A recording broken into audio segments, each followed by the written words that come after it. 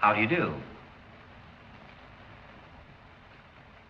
Mr. Carl Laemmle feels it would be a little unkind to present this picture without just a word of friendly warning.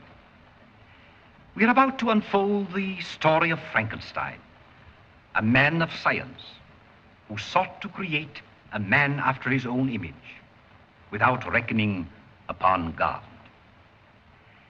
It is one of the strangest tales ever told. It deals with the two great mysteries of creation, life and death.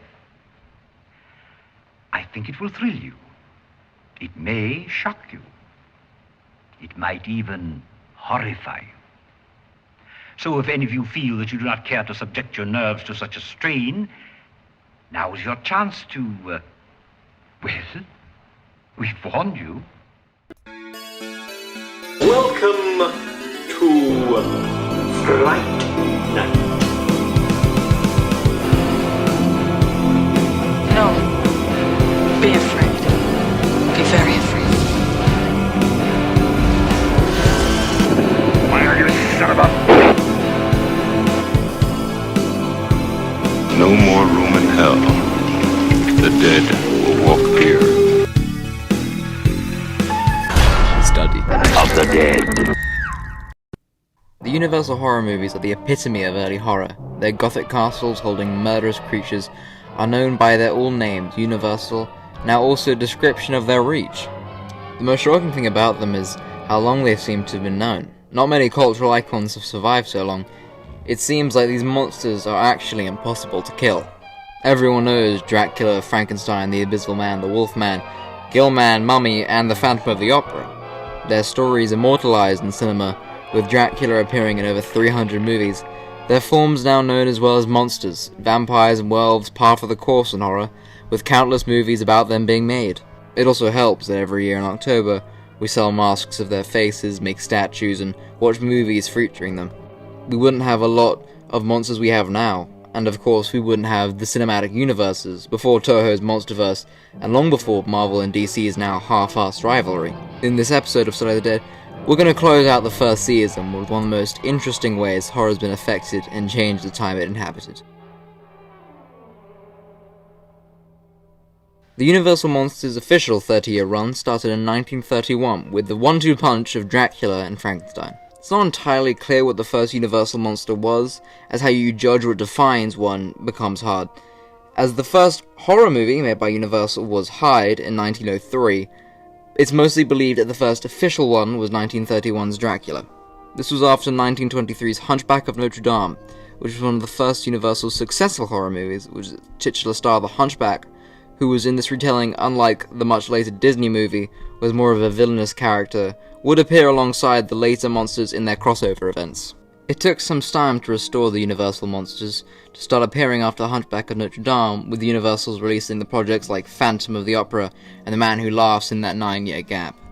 The influence from them coming from Europe, then Universal head Carl Laemmle wanting to lean into this, hiring European talent to make the movies but adding in American spins to successfully attempt to create something new and original. The actors Bela Lugosi, Boris Karloff, Claude Rains, Lon Chaney Jr., son of original Phantom of the Opera Lon Chaney, are all were main stars in these movies, switching around interchangeably, makeup and masks often hiding their faces. Legendary makeup artist Jack Pierce working to make them unrecognizable with his designs for Frankenstein and the Wolfman. They almost immediately attacked with controversy, audiences at the time not used to movies' darker imagery or graveyards, monsters and death. Todd Browning's Dracula, quote, discussed the general public's resulting in hundreds of angry letters toward the MPAA. One letter saying, I cannot see one redeeming feature in this picture. It is the most horrible thing. The author must have had a distorted mind, and I cannot understand why it was produced. I cannot speak too strongly against this picture for children. Unwholesome and ghastly, morbid, inhuman, and pointless. In this day of high-pressure living, strained nerves, and constant excitement, it seems too bad that such pictures with a strong influence on the emotions should be allowed a showing anywhere. This picture should be protested by every previewing organization. Its insane, horrible details shown to millions of impressionable children, to adults already bowed down by human misery, will do an infinite amount of harm. Another letter from the then PTA chairman Margaret Ross Davis wrote, It should be withdrawn from public showing as children, the weak-minded, and all classes attend motion pictures indiscriminately. Censors in Singapore, British Malaysia, and Colombia refused showing, insisting on multiple cuts, as well as multiple states in the US requesting certain cuts. Universal's other endeavor that year, James Whale Frankenstein, also caused the studio to panic.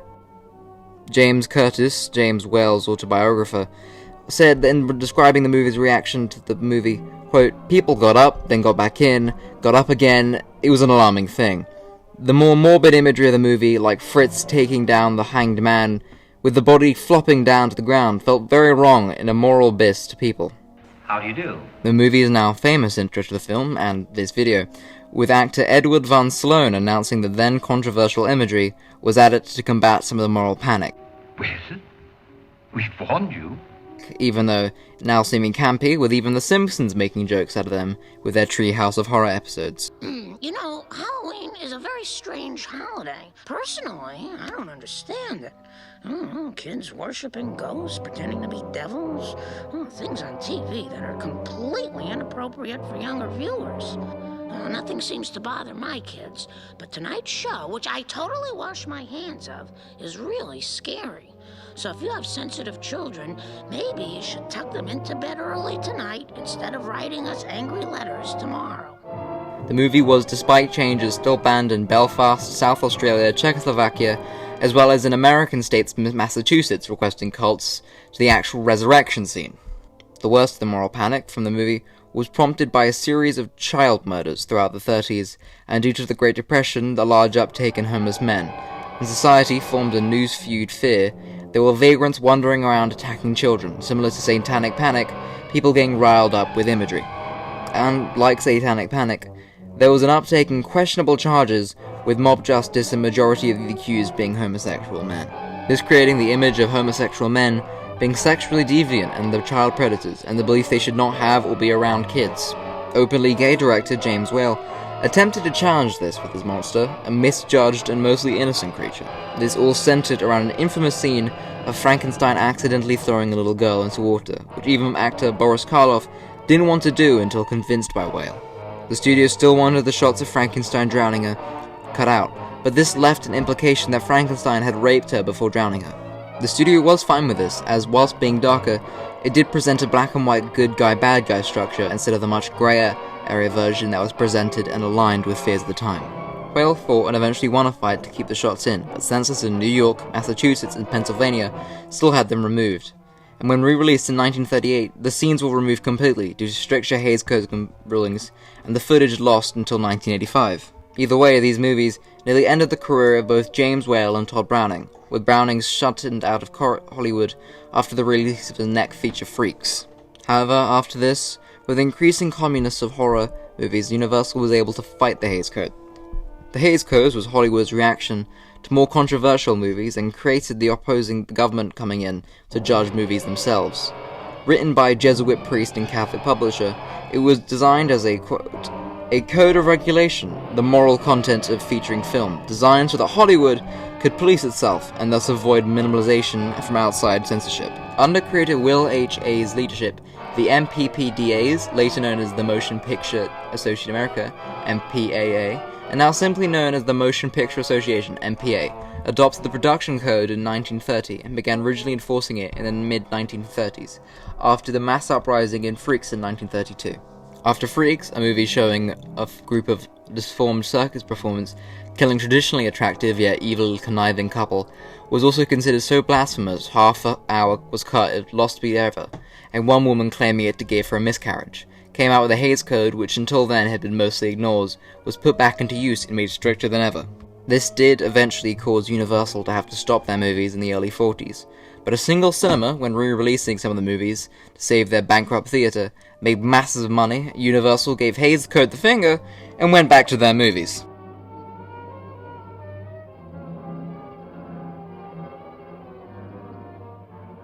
The franchise did eventually fall, really just because people moved on and people got less scared of far-off movies in castles and mountainous villages, and more scared of nuclear war.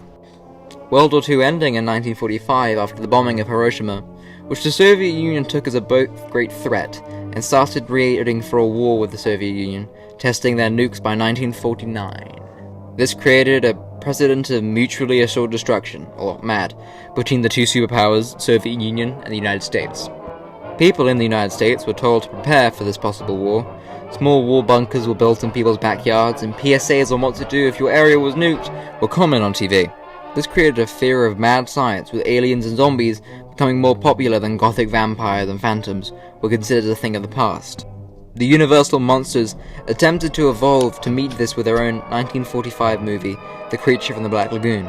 The movie was much more science-based, with the creature a result of evolution, and humans discovering it with more undiscovered Amazon, a far cry from the original, very religious, Bible-centric original movies.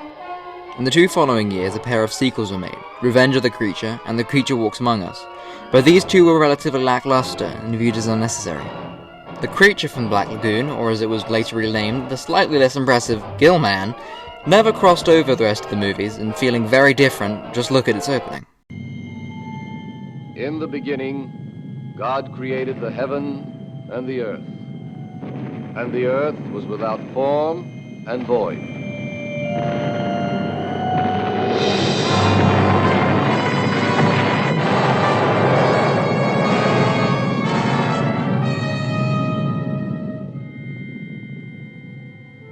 This is the planet Earth, newly born and cooling rapidly from a temperature of 6,000 degrees to a few hundred in less than 5 billion years.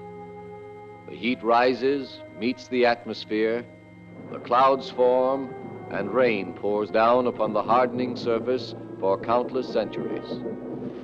The restless seas rise, find boundaries, are contained. Now, in their warm depths, the miracle of life begins. In infinite variety, living things appear and change and reach the land, leaving a record of their coming, of their struggle to survive, and of their eventual end. The record of life is written on the land, where 15 million years later, in the upper reaches of the Amazon, man is still trying to read it. It boasts a very clinical feel, almost like a documentary, and as expected, The Creature Walks Among Us was the final Universal monster movie. This obviously wasn't the final movie to portray the monsters, as across in the UK, Hammer Studios released their own universe with the characters. The Curse of Frankenstein released in 1957, a year after The Creature Walks Among Us, and the following year, Horror of Dracula. They would remain in pop culture through to modern day, and at this point, it's hard to imagine horror without them. Still interesting to me that the franchise stars have survived to this day. It seems they caught that 1 in a million chance. I don't think many, if any, icons have survived long, near 100 years passing since their release. However, with their age, their terror once surrounding the movies has worn off. The unfortunate side effect of horror as a genre is that as time passes, your movie will be viewed as less scary. And despite their brilliance as films, it's hard to imagine being actually scared of one of these movies today. A mix of different fears, higher tolerance to depravity in movies, has positioned most people to no longer be scared of these films. It's sort of funny to imagine the writer of those angry letters over Dracula, a movie considered positively tame nowadays, watching something like Saw or the recent Halloween movies. Yet, the movies keep drawing people in. Merchandise is still everywhere, pop heads, shirts, and posters with their image are still readily available. It is thus believed that now the reason people are still watching the movies is to identify with the monsters, coming across as ironic after contemporary reaction to them. They're now not knowing what we keel away from, but in fact, who we sympathize with. They're all sort of tragic backstories. Frankenstein, the story of a scared monster, never meant to be struggling through a world unfit for it and looking for love, something to end its loneliness. The Wolfman, a man terrified of becoming a beast, a dangerous creature that will upset his life and effectively force him to end it. The Creature from the Black Lagoon, a movie about humans intruding on a humble creature's abode, them at one point poisoning its waters trying to get him out. And Invisible Man, a movie about the most obvious villain, has its villain only as evil as he is due to the science, and him a victim in many ways, with his only escape death. In the movies, the monsters were as much a victim of something as the screaming damsels, and I think that now people often reconcile with that. I'll let Mr. Zombie explain. I think it started as a kid, because like a lot of people can relate to this. I didn't feel like I fit in. Like, I was like weird. I didn't fit in. I didn't get like what were the cool shoes to wear or the right freaking Izod shirt. I didn't understand. I wasn't trying to be, no one's trying to be weird. And like, oh yeah, I want to be weird and hide away because I'm weird. No, it's like, I don't understand. And I think when I would watch the monster movies, the monster was always that mentality. Like King Kong's like, hey man, I'm just trying to get along. Why is everyone shooting at me? And Frankenstein's like, hey, I was just born yesterday. Why are you trying to kill me? Like, and I think as a weird kid, you relate to the monster. So as life went on and, I would always relate to the outsider. Then I would always relate to movies like Taxi Driver or Bonnie and Clyde and be like, yeah, Travis Bickle, he's the fucking man. And I would always be like, anything anti-society, fuck you, fuck everything that's normal. Right, like revenge. Yeah. I was just into it. Now people more reconcile with the Universal monsters than fear them. It's also what's deserved, the best movies trying to emulate them. An American Werewolf in London, for example, feels like a Wolfman's spiritual sequel, indulging in the story of a werewolf bite being a curse and the only remedy death. These movies feeling tragic with their desperate yet uniquely good villains. Author Emil Ferris, knowing for writing My Favorite Thing is a Monster, has said, quote, I make a distinction between good monsters and bad monsters. Those who can't help being different and rotten monsters. Those people whose behavior is designed around objectives of control and subjugation. I don't think they deserve the title of monster. In my mind, it's an honorable title. It represents the struggle of wisdom brought at a high, painful price.